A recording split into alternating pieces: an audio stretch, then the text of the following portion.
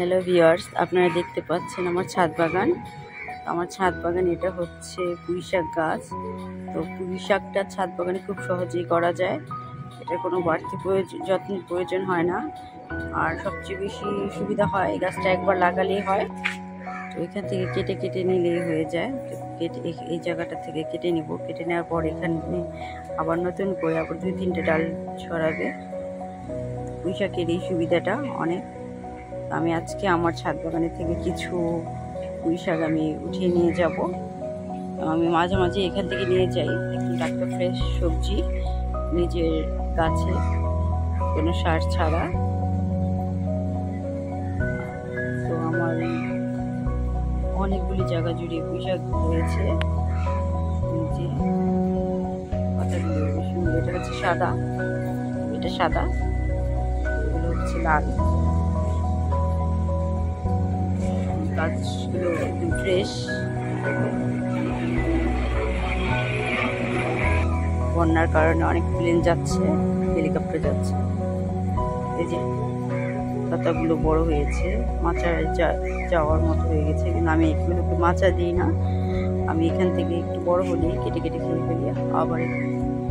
তারপর আমার এই পাশটাতেও আছে, এই দিক দিয়ে আমি কিছু ডাল ঝুলিয়ে দিয়েছিলাম ছাদের বাইরে। একটু দেখালে বুঝতে পারবেন কতটা বড় হয়েছে এগুলি। অনেকগুলি জায়গাতে পুঁই শাক করছি, এখানটাতে আছে।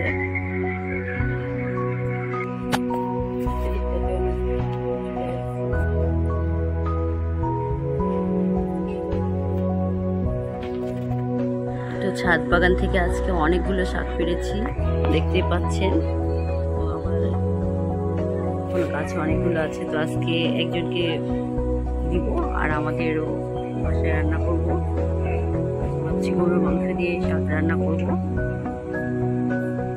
ছাদ বাগানের টাটকা ফ্রেশ শাক, একদম তরতাজা, এখনো গাছে আছে। আবার 3-4 দিন পরে যেগুলি দিয়ে কেটেছি এখান থেকে আবার নতুন করে আবার শাক হবে, 3টা করে ডাল ছাড়বে।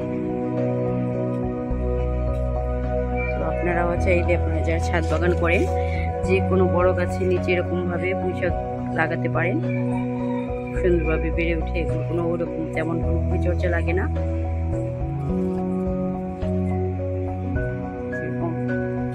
গাছ থেকে যদি পরিমাণে শাক করা যায় তাহলে আর কি লাগে, নিজের হাতে গাছের শাক।